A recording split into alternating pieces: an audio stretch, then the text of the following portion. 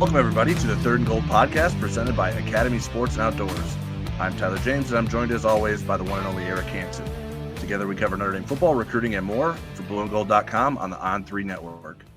Notre Dame's season opener didn't quite go as planned. The Irish lost on a late field goal at Miami in a close game that came with plenty of questions about ND's identity this season. That includes an offensive line that had a particularly poor performance. We'll discuss that with today's guest, but he also has a pretty compelling story to tell of his own. Former Notre Dame offensive lineman Trevor Ruhland released a 3-part series on blueandgold.com earlier today detailing his struggles and triumphs in a post-playing career, and we're honored to give him this platform for his story. Trevor, thanks for joining us. Yeah, thank you guys for having me. Love the Irish, and it's good to talk with you guys. Love talking ball. Yeah, unfortunately, didn't come after a win. So let's talk a little bit about the game first before we talk more about you. What was Notre Dame's offensive line performance as bad as some of us think it was? Oh, man, I guess it's easy to throw it on there. You don't really notice the O-line unless something bad usually happens. But to be completely honest with you, I would think I was more impressed with Miami than I was discouraged with Notre Dame. I think they had rock-solid offensive line and a defensive line. So I think that was a good measuring stick. And I think it's a good thing to get after kind of the big boys, some good offense and defensive line that you see right away, to know where you stack up. Yeah, a lot of people play cupcakes, and it's good to get off to a 1-0 start. But now we can kind of see where we need to get to compete with, a good chance that's going to be another playoff team. So I know there's a lot of young guys there on the offensive line in particular. So I think this is a good chance to get thrown into the fire, see where they can improve. And then kind of, hey, we're bye week here before A&M. So, there were some things that were discouraging, but I think going down to that hostile environment, they did a lot of good things as well. Go back to the drawing board this week and then get after A&M. Trevor, I think it was 2019, you got plugged in late in the season or mid-season kind of ish at right guard, ironically. What is that like, kind of joining a group that's been working together all season, and how do you get better week to week once you are plugged in there? Yeah, it's really interesting. It's always kind of like that next man up mentality. That's something that I kind of embodied throughout my career, trying to be versatile, learn all the different positions. But I think when I was playing, we did a great job of mixing up the combinations. Hey, I was the sixth man for the last 3 years of my career, right? So there'd be periods where maybe this guy's a little tired or, rolled an ankle or something like that. So just being able to plug in different combinations, because the most important thing is being able to communicate with the people that you're playing next to and kind of knowing when they need more help or something like that. Like, hey, I'm playing next to Liam. He might need a little bit more help with this. Or if I'm playing next to, Sam Mustafa, here's how kind of we work together on a certain block. So I think being versatile and knowing how people play is critical for the next man in. So using those different combinations is going to be critical moving forward, because you'd like to have 5 guys play every single snap, but we've already seen that that's usually not the case. Just a follow up on that. Again, I'm not remembering the entire sequence of the 2019 season, but Sure. I think the Michigan game was before you got plugged in, but you certainly were part of that team in a situation like that, where you mentioned how important communication is. How challenging is communication between linemen in a game like they were facing down in Miami? It's incredibly challenging. Actually, the Michigan game was the game I was plugged in. Oh, okay. I think it was early second quarter or something like that. And, to be honest with you, that was one of the better games I played personally. I know the outcome wasn't great up there in Ann Arbor, but I was selfishly looking back on it, I was kind of pleased the way I held up there in terrible conditions, right? Wet, loud, pretty similar to Miami. It was much colder, as you could probably expect. But yeah, that's so challenging. And the big thing for that game, and this gets really into the weeds of offensive line play, is Rob Hainsey was the right tackle then. And when I was blocking, I like to be right up on the line of scrimmage, like snap, I'm almost offsides, like even with the center. and he had a real hard time of seeing the ball being snapped because we were all silent counting. He'd look for like the center would put his head down and then bring it up, and then he would snap it. And he had a hard time seeing because I was so close to the ball where Tommy was a little bit farther off the ball. When I came in for him, he was like, he's trying to scream at me like, back up, back up. I can't see the snap going. So that's something we had to adjust on the sideline, where my preference and the way I like to play was be right up there, helped me with my hands and getting on people quickly so they kind of didn't get that lead up charge. And he was like, just scoot back a couple feet. Let me see the snap. So those are kind of like the small little adjustments that have to change that most people don't get to view snap to snap. But super challenging. That's not something we could fix mid-play, mid-snap, because it's just crazy chaos and it's loud as heck. Trevor, with the offensive line play, I thought it was maybe a difficult circumstance beyond sort of the environment and the challenge of Miami's defensive front, that Notre Dame sort of came out throwing short passes to the outside and doing screens, some RPO screens. And I'm not sure, maybe I'm putting too much of my opinion into this question, but I'm not sure that it allows offensive linemen to get in a rhythm and be firing off the ball. Mm-hmm. What is your perspective on that? Do you think it's more of a challenge if you come out throwing the ball to sort of establish a tone as an offensive lineman? Yeah, I think that can almost be cliche, is like, hey, establish the run, like let's be physical. You could be physical on pass plays too. There's no doubt about that. But it almost seemed, and I've never called a snap, and I have nothing but respect for Coach Denbrock, but it almost seemed like we were using the run game as a decoy. And it's like, all right, they expect us to come out and establish a run. Like, hey, we got one of the best running backs, great offensive line, but we're going to start off with some throws, right? All right, now we're into the second drive. And now they expect us to run it because we started off with throwing. It's like, let's throw another decoy at them. It's like we kept using decoy, because, hey, we haven't ran it in 2 drives now. Now they really expect us to run it. So now we're going to throw it again. It was like, all right, at a certain point, let's get back to what we're known for. But going back to establishing the physicality, you could do it in pass plays for sure. I think that's kind of a misconception there. But it was tough. I know there was a couple blown assignments too. And when the defensive line's making plays in your backfield, that's just fueling their fight. That's fueling their fire. So I don't know if we were just getting bullied. I didn't see that. I think I saw some like missed assignments, and that just fuels those defensive linemen like, hey, we're doing something right. Like they're in charge of causing chaos and kind of stonewalling you. So the more they get to do that, the more confidence they have, and the harder they ultimately play. Trevor, flipping it over to the other side, what did you see Miami's offensive line doing well that Notre Dame didn't seem to have a counterpunch for? Sure. Yeah. I mean, that right side of their offense line is really good. That right tackle is good. I'm not going to try to pronounce any of their names as I don't know them as well. But I think they gave him all the time in the world. I think they gave Carson Beck a lot of time back there. I think if I had to say there was one alarming thing, I didn't think we generated much pass rush, especially without bringing any heat. And I know something that Notre Dame did a great job of last year is when they blitzed, they usually got home. Yeah. And I think Miami did a great job, especially in the interior. Their center and their 2 guard is stopping a lot of our linebackers. Like we like to fire, like the one linebacker and then the safety coming right after them, like a double-A blitz from linebackers, safeties. That was very effective for Notre Dame last year.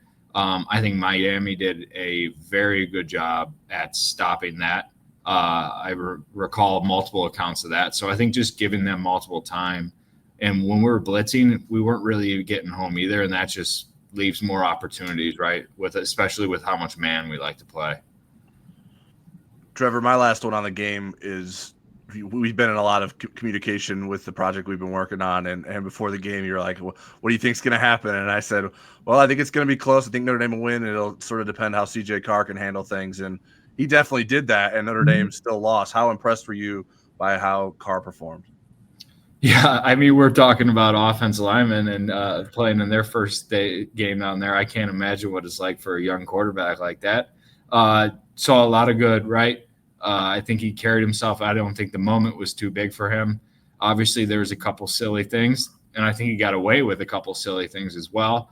But I liked it. I didn't see him. I didn't know this. Obviously, you guys are at practice. You know more about the team than I do. But I was excited because I was a little nervous about him not being much of a scrambler, but I thought he was much more mobile than I thought, at least I've read in the papers and stuff like that. So I think that was all exciting.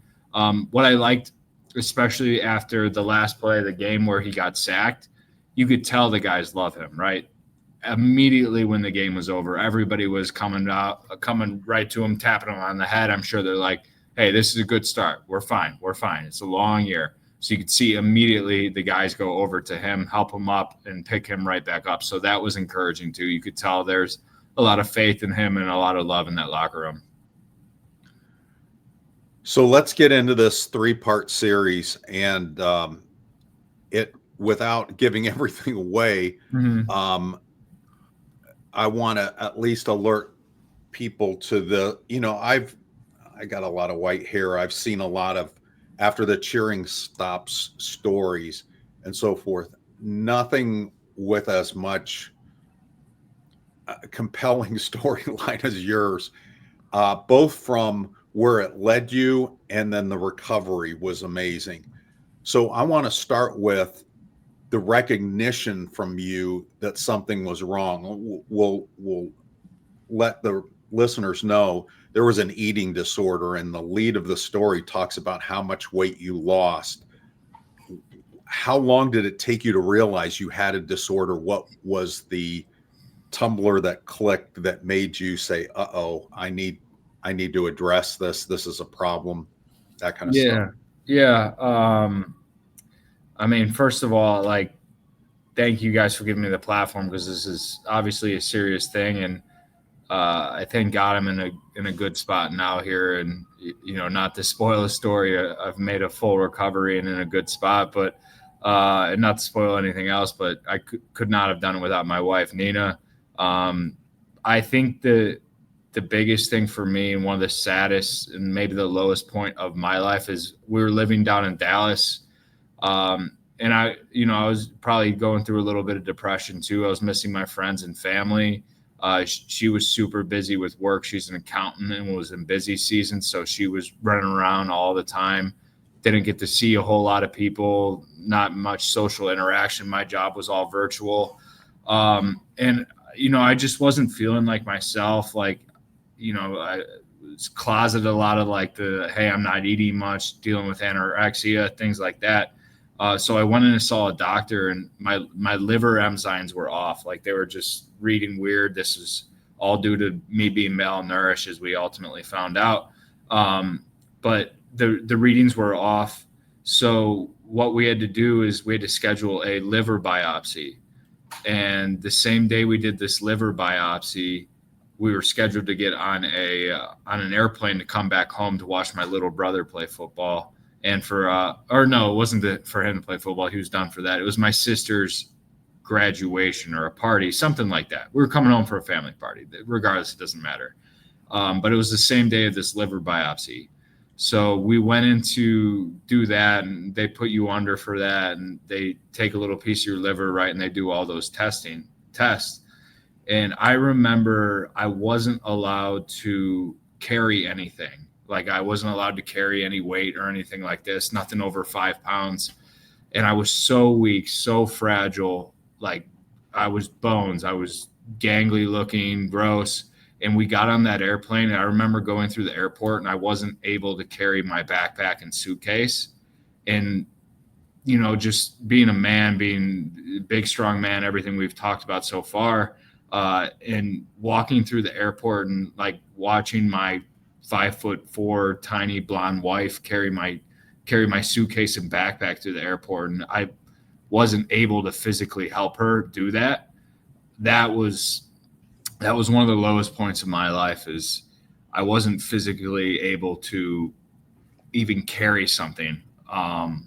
And that's kind of when I knew something was wrong. And when those tests from the liver biopsy came back, and it was just, hey, you don't have liver disease. There's nothing wrong. This is self-induced, right? This isn't a disease you're dealing. It is an eating disorder, right? It is a disease, but this is something you're doing. It's not something you can't control. I remember I got that report or that result back, and it was the night of that party that I was talking about that we flew home. And I remember just sitting on the edge of the bed, and my wife came and joined me in in my childhood bed there back home, and I was just sitting there, just like, what am I doing? Like, you got to change something. I just did not feel like myself, no energy, and that's when progress was made that night. But that was the lowest point of my life. Wow. Trevor, I've been big my whole life. Anytime people think you're losing weight, they're very complimentary about it. And I'm curious, like, what was your perspective in terms of starting to lose weight after your playing career? And then, like, how did it spiral to the point that it got to? Sure. Yeah, absolutely. Because it's like a double-edged sword, right? So, like, when I first finished there, it was like I didn't want to go – you go one of two ways. I didn't want to be, 300 pounds my whole life. So almost immediately weight fell off. Like, I didn't have to eat 5 times a day. Not that saying that's a bad thing, but I just kind of cleaned things up. There was no more Little Caesars pizza on Friday or 2 double training tables, right? I moved back home, COVID hit, right? So there wasn't a whole lot to do. Work was all virtual. Had a nice gym in my parents' basement, thankfully. Nothing crazy, but my dad still likes to work out still to this day. We love to get pumps in together. So almost immediately it was boom, down to 250. And you're like, oh, I feel great. I could see like a little bicep vein starting to emerge. Like, the belly's gone down. Like the first time you put on a pair of pants and it just falls off, easy. And then I kind of hit a plateau. Maybe I was around 250, kind of plateaued there for a couple of weeks. It's like, okay, let's try to mix it up. Why don't I go for a jog on the treadmill? You'd never catch me dead saying that when I was 300 pounds, going for a jog. And I just went downstairs one day, or maybe it was before work, jogged a mile, and I'm like, holy cow, that kind of felt good, right? So weight started to fall off again a little bit, started to hit another plateau. Okay, let's clean up the diet, right? Let's eat healthier. Let's, stop eating so much processed food, clean up that. Weight started to fall off again. And then ultimately, I was feeling good. I had abs. I got pictures of myself with abs. That was crazy to me. Never thought that would be possible. But it went too far when I become like maniacal about it. I think that might be the right word. There's my education coming in. I remember weighing myself every single day. This is when I moved down to Dallas now. I had a scale. I was weighing myself every day, and it was almost like a contest to me. It was like, okay, now I'm, 165. I got to be 160 by the end of the week. I hit the 160 mark. It's like, let's lose a little bit more. Let's lose a little bit more. I almost thought that was being successful, was how low I could see that number on the scale. And when I started to become crazy about tracking how much food I was actually eating. Okay, now I'm not going to eat all day till 2 p.m. And then I'm just going to have like this little portion of food. That consumed my thoughts. Every day it was, how low can I get that number on the scale? How long can I go into the day without eating? Like, those are the type of things that ate at me every single day. I would limit myself, limit what I could eat, cut certain things out. Oh, I can only eat this, no ice cream after dinner, whatever it might be. Those are the kind of things that consumed me that ultimately made me very sick. Trevor, what was one of the interesting parts for me was throughout the series, there was this love for Notre Dame. And there was a point where you even said, with everything that happened, all the ups and downs, it was worth it. your Notre Dame football career was worth it. Yep. Walking that dream was worth it. But I'm wondering, on the flip side of that, is there something in 2025 learning from a lot of these situations? Because, I talked to Jay Hayes, and his life after football, when the cheering stop thing was different, but it still was painful. Mm-hmm. Is there a way to maybe help players make that transition? Because Notre Dame's all about 4 for 40, Sure. For forever. Is there, and if there had been that, would you have listened?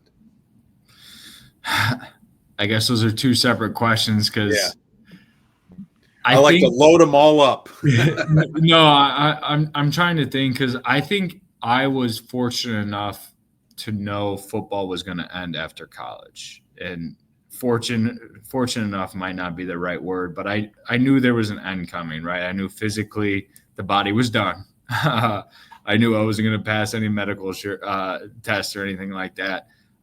So I think maybe I would have listened to someone like myself. There are a lot of other people who are going to go chase that dream, and they should, right? The NFL dream to continue playing. But it really is about finding what's next, what you care about. Because, gosh, I miss it. I miss the locker room. I miss it every single day. I miss waking up with one singular goal, right? Maybe it's a couple goals like, hey, graduate and win a national championship, right? Those are the only two things that really matter at that point. Having that particular goal to drive you every day, I miss that, right? I miss the physicality. I miss being able to go, punch someone and be able to get away with it. Those are the kind of things that don't know if you'll ever fix or find a solution for, but it is finding smaller things that you care about, finding smaller passions. It's really hard to be an adult and have passions and hobbies and things like that. So I think that's something that needs to be worked on, is being able to find what you truly care about, because work is one thing, but I view it as a means to an end. Work to live, right? Is I want to be able to support myself, support my family, so I can do the things that I truly care about. So it's an impossible question that you asked me, Eric. Yeah, okay. It really is. I understand. No, I don't know. We're all searching for something, right? Yeah. Searching for meaning and searching for passion. But that's the point of all of this, I think. Yeah, but the cool thing is you're going to find that answer at some point. I know it. Yeah, no, and I think I have. I don't want to come on here and say like I'm lost, like searching around for things, but yeah, I would not have changed my Notre Dame experience at all. It gave me everything, and I always said in one of the I think my only regret is I only had one body to give to Notre Dame, right? Jokingly saying that. I love that experience, and I found things I care about and that drive me and make me wake up every single day now. So I don't want to come on here and sound like I'm miserable, but I think we're all every day looking for something to continue to strive for and looking for those goals that I had when I was at Notre Dame.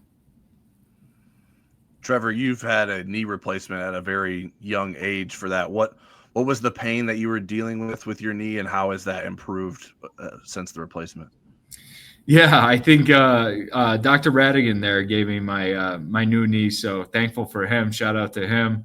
Got it done going back to South Bend, so that's another thing that the university helped me with. But he joked that I think I was the youngest person he ever replaced a knee with. I was 27 when I got it done, and it sucked.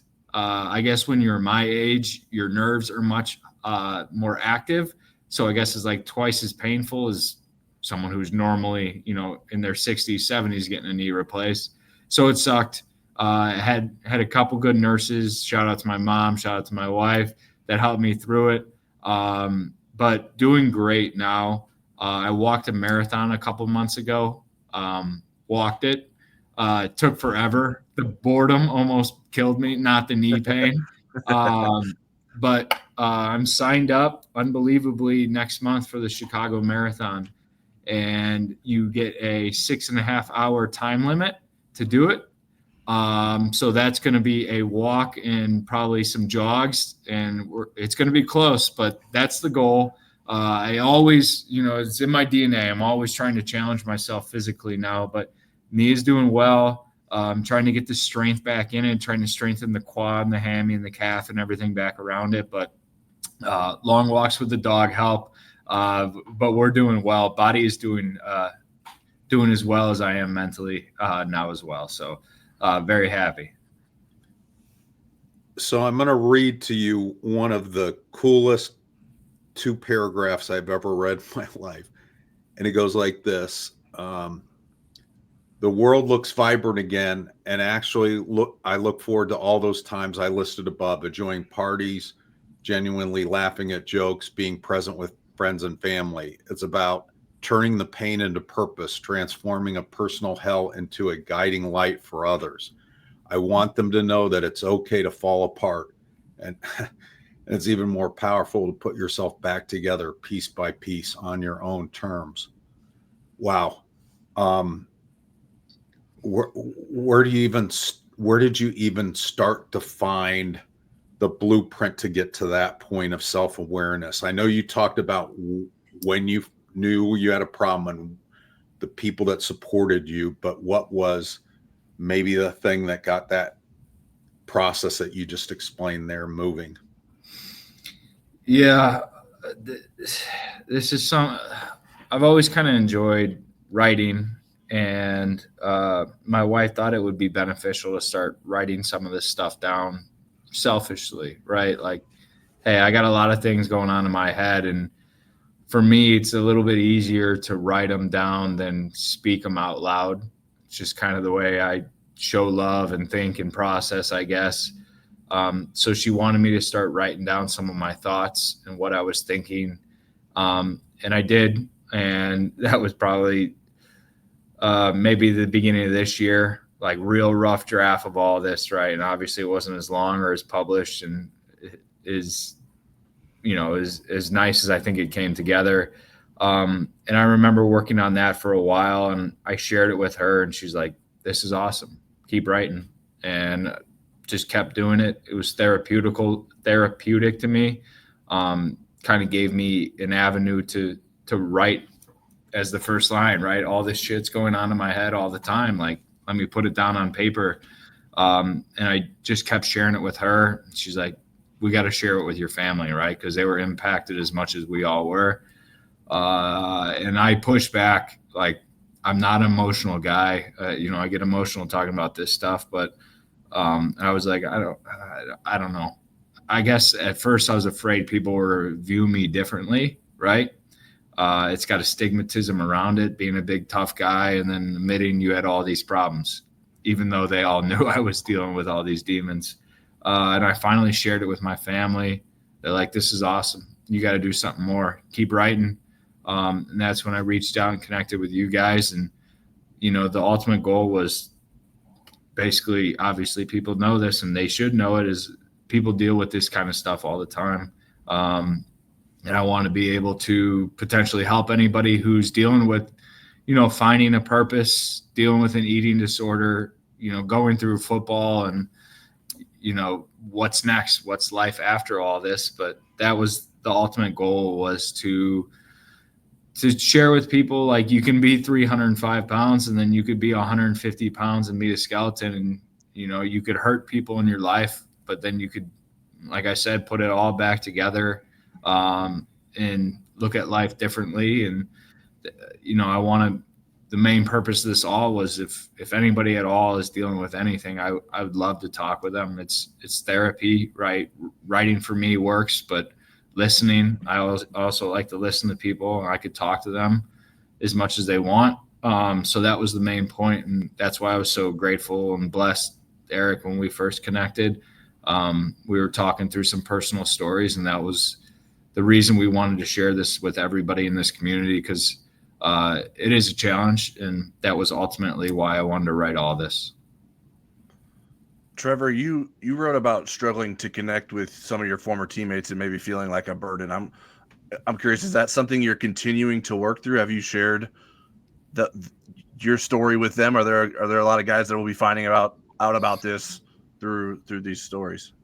Yeah, there's gonna be a lot of people that find out through these stories, and I know we'll always be brothers, so I'm not worried about any of that feedback. But yeah, it's kind of a double-edged sword. It's cool turning, especially like this Sunday, right? We're all excited to get football back on from the NFL perspective. It's cool flipping on the game, and I don't think there's a game this Sunday I can flip on, and I don't know someone playing on either one of the teams, right? It's awesome, but that's something that's on my mind too, is like you try to stay connected with everybody. And I know it's not just a football perspective. It's people go to college, they make friends, and everybody spits out all over the world. They have family and things and work all going on. So that's something I wanted to write about as well. Is it's always, it really gives me, maybe anxiety is not the right word, but like when I get back with everybody at weddings and, going back to South Bend for games and everything, it's nerve-wracking going back in and seeing your buddies and like trying to catch up. But then it's like after that first beer, after that first hug, you're brothers again, right? So there'll be a lot of people that find out for the first time about this through the readings, if they get to read it. But yeah, that's something that I've always thought about as well, is trying to keep up with these relationships. Last one from me. Again, I'll read another little passage. Today, looking in the mirror, I can finally say I feel like myself again, and not just the old self, but a stronger, more resilient version forged in the fires of that struggle. Wow. So I think you have a future as a writer if you ever want to do that. If I need to take a day off, I know who I'm calling. What is your family? How are they processing all this? How are they processing this series coming out? How are they processing this version of you? I think they're really proud of me. I hurt them, not physically or anything, but I hurt them as, speaking from a big brother perspective. I got a younger brother and a younger sister, and I was always like the strong one, the one they looked up to. I know my little brother looked up to me when, he always wanted to play football and did play football like me. I'm supposed to be the big brother that protects my little sister. And I wasn't present for those times when I was sick and in the darkness there. I wasn't myself. I wasn't the carefree, loving, happy one for them. So I hurt them. But now I've repaired my relationships with them. I've, apologized 100 times, but now we're all good. As the oldest son to my mom and dad, I can't imagine what it was like for them looking at me, just guys, like I was literally wasting away. I was not present. I was pale. I was, 4 sweatshirts on, and it was 60 degrees outside because I was so cold. I can't imagine. I don't know why I did that to them. It was obviously selfish, but I was sick.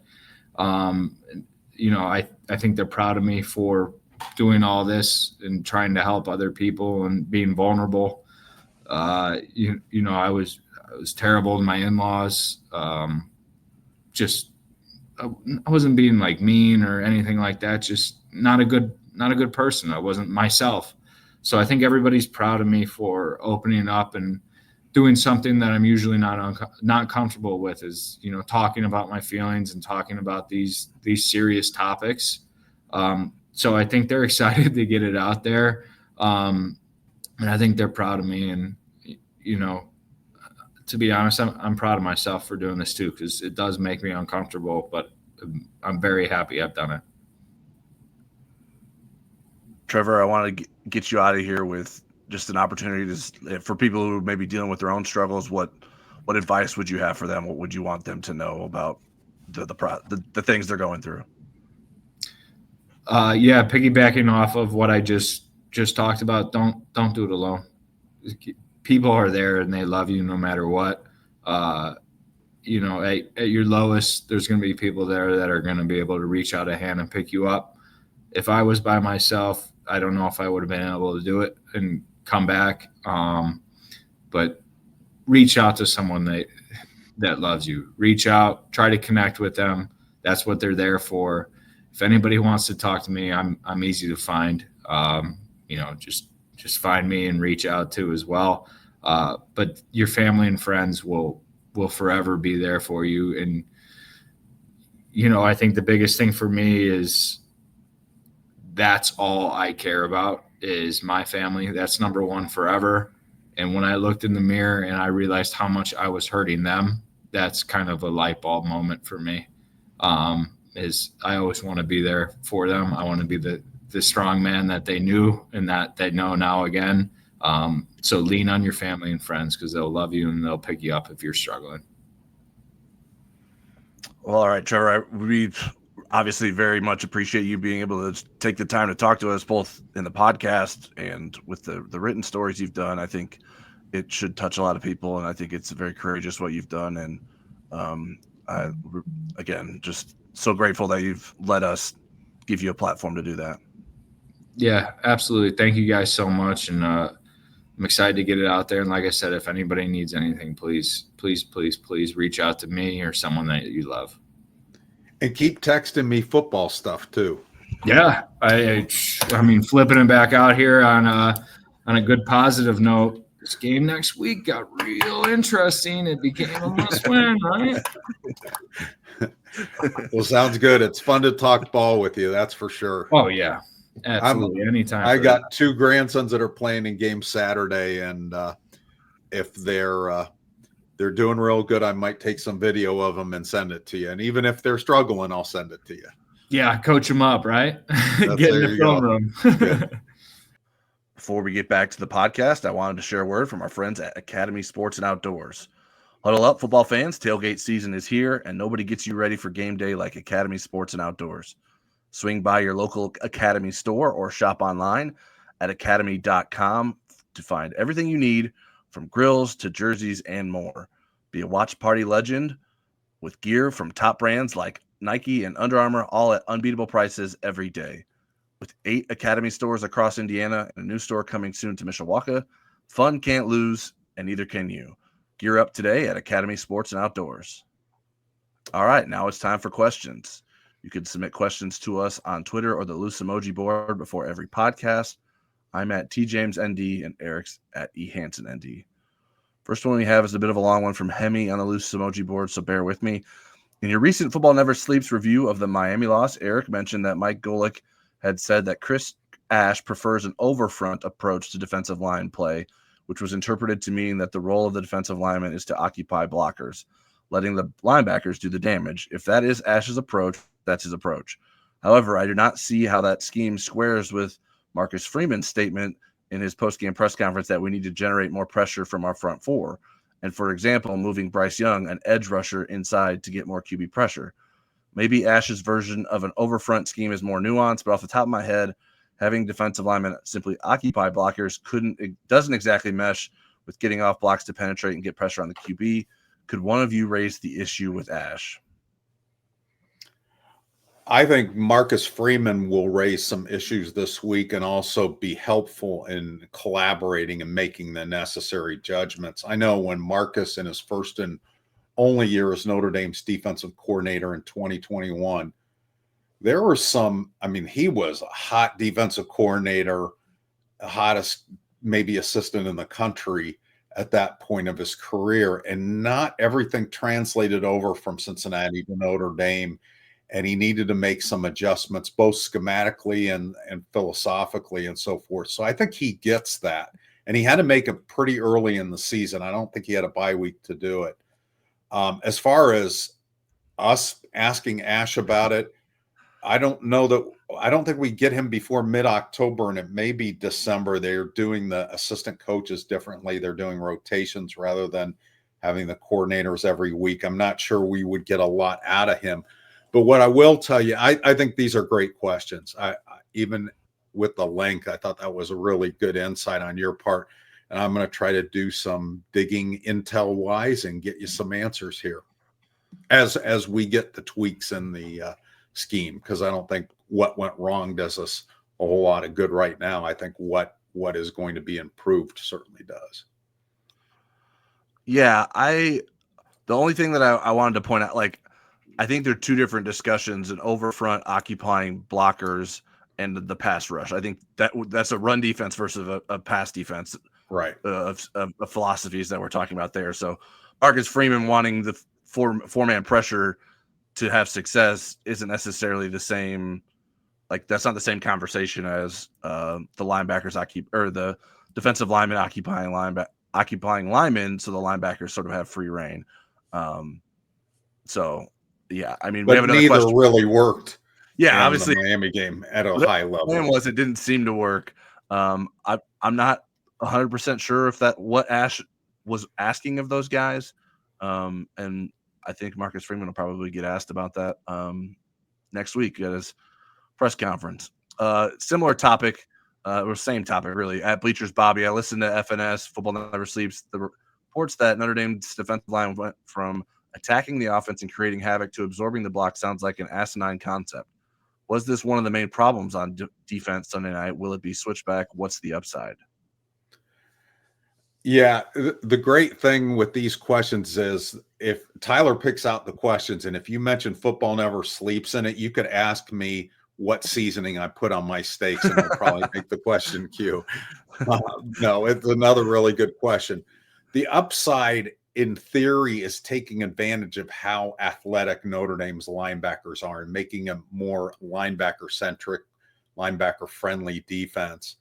That's the theory. It didn't play out that way. I do have high hopes, though, with some adjustments. You think about how athletic Notre Dame and how versatile those four linebackers are that are in the rotation.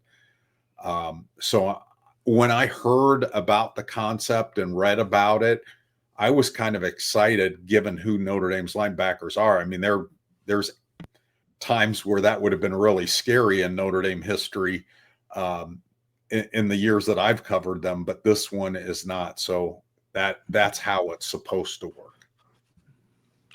Yeah, I don't fully understand all of this yet. Because, like, to me, my understanding of an overfront just was alignment related and not necessarily philosophy related, and that could be just a gap in my understanding. An overfront generally means the three technique defensive tackle is lined up to the strong side, and then the nose tackle is lined up between the center and guard on the other side. How that pairs with what Notre Dame wants its defensive linemen do in terms of holding gaps and allowing its linebackers to make plays. I think we're learning about that still. Clearly it didn't seem to work. I didn't see Notre Dame's linebackers be that aggressive in run defense necessarily. I'm also not sure that personnel wise, if Donovan Heinisch is your starting nose tackle, is he in there to eat up blockers or to get through it and penetrate? Like, that doesn't seem to be a strength for a guy that's undersized to sort of eat up double teams or something like that. So I'm curious to see how this develops, what the philosophy truly is, and where it went wrong, and how they're working to fix it moving forward. All right, next question is from Chuck DeLutis at Seahawk24. Why did both lines play so soft and slow? Do the coaches not see this in preseason while raving about both lines? Quentin, I would assume Nelson had to be sick watching. I would assume it's Quentin Nelson. I think they seemed confused. Marcus Freeman likes to talk about playing with clarity and velocity, really emphasizes that. Now, I don't want to downplay how good Miami was on both of their lines, but I think Notre Dame was better than it showed. Notre Dame's talent is better than it showed. And again, it just felt like when you see a guy like Emil Wagner, who went against some pretty good defensive ends, especially in the playoff, struggle as much as he did, it just felt like there was a lot of confusion. Yeah, I think the quality of Miami's lines has a big part in the result. I think Miami certainly prioritized on its offense to be aggressive in using its force in the middle of the field to try and run the football. I didn't think Notre Dame did that. I know Trevor Ruhland said that he doesn't necessarily buy that you can't play with physicality in the passing game as an offensive lineman. I just, even like with RPOs, I know you're starting off as a run blocker, but you're just not, you don't have to maintain those blocks in the same way. And the defensive linemen aren't fighting that as hard either. When the ball's thrown out to the edge, they're going to just start trying to run to the side and not fight you. So it's just a different situation from my perspective.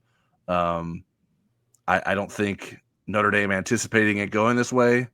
A question I would have for Mike Denbrock is how much of the conservative passing offense and throwing it to the outside the way it did, I think we all assume that was to help CJ Carr, but was it also because he was concerned that the offensive line wouldn't hold up? I'm not sure what the answer to that is. I think you could see that. I mean, it seemed not too dissimilar to what you would try to do with your offensive line going into last season when they were so inexperienced and you just needed to get the ball out. And it seemed like Notre Dame stuck with that for too long from my perspective, but the offensive line certainly needed to play better. At Charles W. Wolf says, was Charles Jagusa missed much more than was expected? Also, can you think of another opener under Coach Freeman when so many captains came out flat? I think Charles Jagusa is an upgrade, but I'm not sure that it would have been enough in this game to tip the scales to that being a 3-point victory the other way. But I sure would have liked to seen that happen. As far as flat and not playing well, I think those are two different things. I'm not sure that they were flat as much as they didn't play well. And then if you say how many times does that happen with captains or whatever, I think actually, Tyler, you probably dug into this. I seem to remember a tweet where you were commenting on that. Maybe you didn't have the historical perspective, but you did point out a lot of the captains did not have very good games. Yeah, at least the stat that I had was the bottom 6 PFF grades on defense. 4 of them were starters. 2 of them were captains, being Donovan Hinish and Drake Bowen. And then another one of them was Leonard Moore, who's a preseason All-American. So those are guys you're relying on defense to be playmakers, to be leaders. And they didn't necessarily do that with consistency in the game, at least through the eyes of Pro Football Focus. And I don't know that I would strongly disagree with those takes either. I didn't think Leonard Moore played bad. I think he was dinged for letting CJ Daniels get free from him to encourage Beck to throw that pass that Adon Schuler could have helped break up, but he got open off of Moore to begin with. But yeah, I don't think there would be any way to compare it. I mean, I don't know that I would compare it to any other Marcus Freeman openers. There's certainly been plenty of Marcus Freeman games that they haven't played well in terms of against teams that you thought Notre Dame would play well against. And I think for whatever reason, Notre Dame didn't win these matchups when maybe Miami's high-profile players were going against Notre Dame's high-profile players. And that seemed to be in a lot of different phases. And obviously the biggest surprise was that CJ Carr wasn't part of the issue as much, even though he did have an interception that probably wasn't necessarily his fault, a bit of a fluke, but he could have handed the ball off. And he did have a couple of unforced intentional grounding penalties. I think at least one he didn't need to do, and the other probably just take the sack. But I know he was panicked and trying to not take the sack. So a lot to improve upon. I've seen people be critical of the captain choices, and like now all of a sudden Marcus Freeman shouldn't let the players vote, even though that's what it worked last year. I don't know why. I think the outcome of the game is coloring way too many opinions after just one game. So I think people need to take a step back if they're blaming this loss on the captains. You know, when Tyler, when I was coming up through sports writing, a lot of people would say the team's best, and I never believe this. The most improvement a team will make between its first and second games, that'll be the most improvement they make all season. I don't buy that. Here's the one I buy. There's always the most overreaction, good or bad, after the first game. Yeah, it's the only thing we have to make opinions on now. They've I think for too many people, the first opinion is the final judgment, and I don't think that's how football works. There's a lot more to know and learn about this Notre Dame football team. All right, Marie Biafore at Biafore_Marie. Such a disappointing performance on Sunday night. How much of the blame should the coordinators / play calling take for this loss? Do you think the defense was in zone too much? I will ask for one grade only. Please grade Joe Rudolph for this game and overall for his time at Notre Dame. So I would say this was a coaching loss. I think that this goes on the shoulders of the coaches. Not that some of the players couldn't play better, but I thought the Notre Dame staff got out-coached this game. I thought Miami's coordinators had a better night. I'm not as critical of all the play calling on offense. I understand what Mike Denbrock had to do in those conditions with a new quarterback.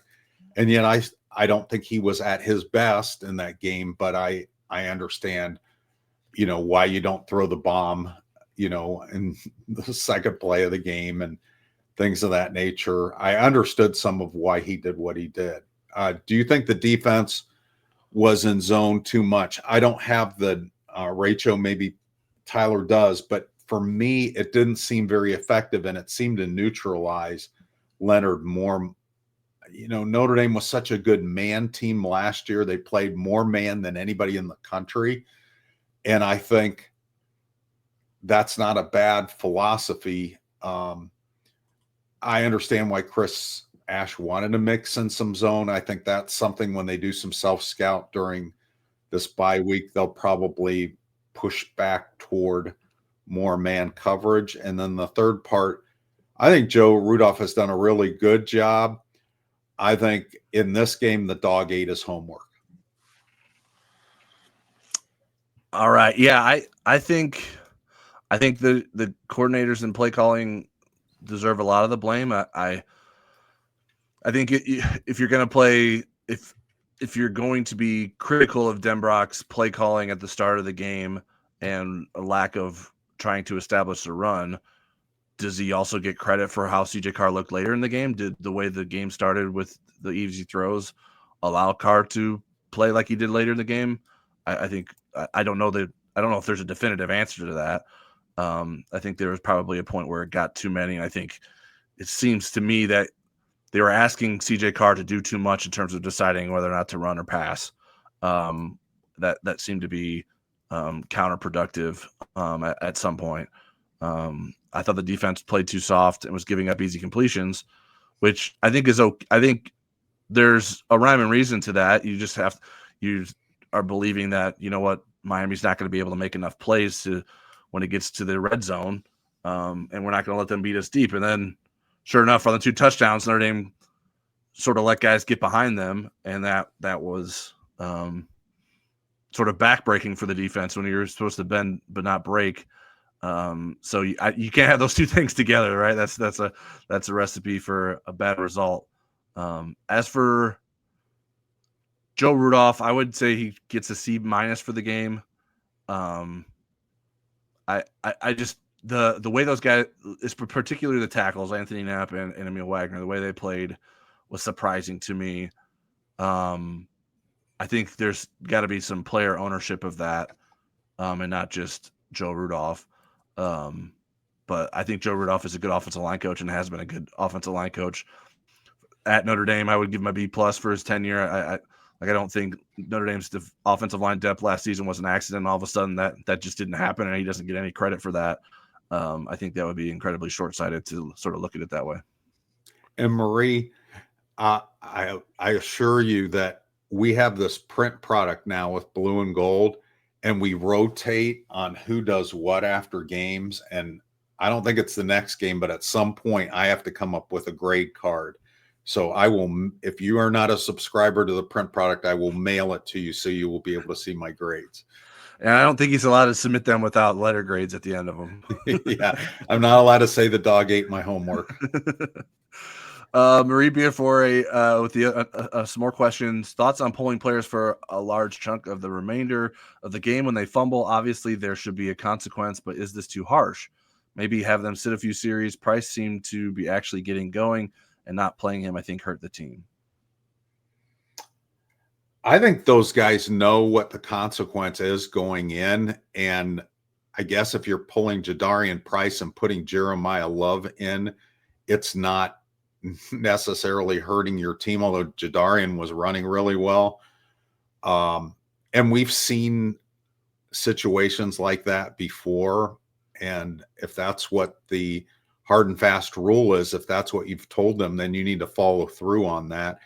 I know I interviewed John Latner years ago for a book project I did, and he is a Heisman Trophy winner at Notre Dame. And not only did he get pulled from the game, he had to carry a football around to class the whole week, to all his classes at Notre Dame for fumbling. I think it was multiple fumbles, but that was his penalty, was carrying the football to class. Yeah, I support the policy. I mean, you can't do it if you don't have other players you trust, right? Like if you think the next guy is going to fumble just as much or if not more, you're not going to do that. Notre Dame obviously trusts Jeremiah Love to carry the load without Jadarian Price.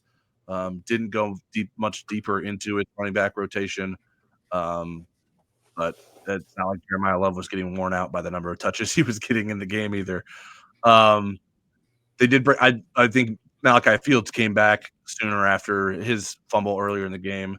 They probably trust Malachi Fields a bit more than Micah Gilbert generally, even though Micah Gilbert stepped up and was important on Notre Dame's first touchdown drive. I'm not certain. Part of my criticism of the play calling is like, okay, you had so much success on that series with Jadarian Price running the football. What did they change there? Why was that working? And I'm not sure that it was Price himself was the reason it was working. I think Jeremiah Love was probably capable of making those Price runs. Sometimes either of those backs will make the wrong decision on certain cuts. But I think that was the first time in the game that Notre Dame ran it at least 4 times in a row. I think they did it 5 times in a row. And then the next touchdown drive Notre Dame they had 5 runs in a row once it reached the 13-yard line. And the pass to Faison. So I think for as much as there's criticism about the way that Notre Dame couldn't block a run, the drives that they had success on, they were committed to running the football. So that's the biggest head scratcher to me. Is it why was it able to work at times, and how did it sort of all unfold that way? Tim Kelly says at Kelly Tim 1019 on Twitter, will you be calling for more screens? Will I? Well, to me, football's a chess game, so it depends what the other team is doing. I'm not going to just call them indiscriminately. So my answer would be no. I would call for the exact amount of screens that the offensive coordinator does. Yeah, I would not be calling for more screens. A couple is fine. 10 is certainly too many. That was what PFF had claimed that Notre Dame did. And the issue with that is like, well, what are you setting up off of the screen? There didn't seem to be like a counterpunch after that. It seemed to be sort of a lot of the same, and Miami was aggressive on it. There was one time early in the game, it might have been the end of the first series, where I think Carr like sort of pumped to his right and then rolled to his left, and then he tried to hit Jeremiah Love when he was sort of on the run to his left. It's a difficult throw. So I don't know if that was supposed to be a look that was sort of counter to the screen, but I'm not sure that they did much beyond that sort of would take advantage of the aggressiveness that Miami's defensive backs were playing against those screens. Another related question at Henry Bede: what is the over/under on the number of RPOs called by Denbrock against A&M? Well, it depends on how many offensive plays are in the game. I don't have a clever answer to this. I think it's going to be part of what they do. And I think my serious answer to it is I think CJ Carr learned a lot from processing those in that environment and learning from it. And as quick of a learner as he is, I think Notre Dame will benefit from that experience, and he'll be better when those are called. And I think they'll be better at executing them moving forward. So I think that was a good investment. Yeah, I put a line at 10.5 if you want to take to decide whether you're over or under there. To me, I think RPOs are important. I think there needs to be a balance of RPOs that also push the field vertically some. Like you're not taking full advantage of the defensive aggressiveness that you're creating from the run fake by just throwing it sideways all the time. I thought Chip Long did that too often sometimes as a play caller for Notre Dame. I think you can make – there's other things you can do off of RPOs. So I think they're going to be a part of the game plan, but I think maybe some more creativity or better ways to take advantage of what you're doing on the ground would benefit that. Well, and evolution too. I mean, I don't think we're going to see all those sideways passes from CJ Carr in game 2. I think we will see him each week do a little bit more. And I think he showed in this game that he's capable of doing those. So. All right. A very serious question to wrap us up. At Murray O'Connell says, how much of the blame for the loss rests on the shoulders of the new football logo? I think that logo shares it with the new Cracker Barrel logo. I think that Leprechaun better be running extra laps this week because he wasn't able to bring home a Notre Dame win. All right, that is it for this week's episode of the Third and Gold podcast. You can find us on YouTube, Apple Podcasts, Spotify, and other podcast homes. Search for Notre Dame Football with Eric Hansen and Tyler James if you're not already subscribed to us on the proper feeds. We have plenty of written content over at blueandgold.com to get you through the off week, including the series that we detailed at the beginning with Trevor Ruhland. I encourage you to check that out. Those stories are free on blueandgold.com for everyone to read. So please take some time to read his story beyond just what you listened to today, and stick with Blue and Gold for all your Notre Dame coverage needs.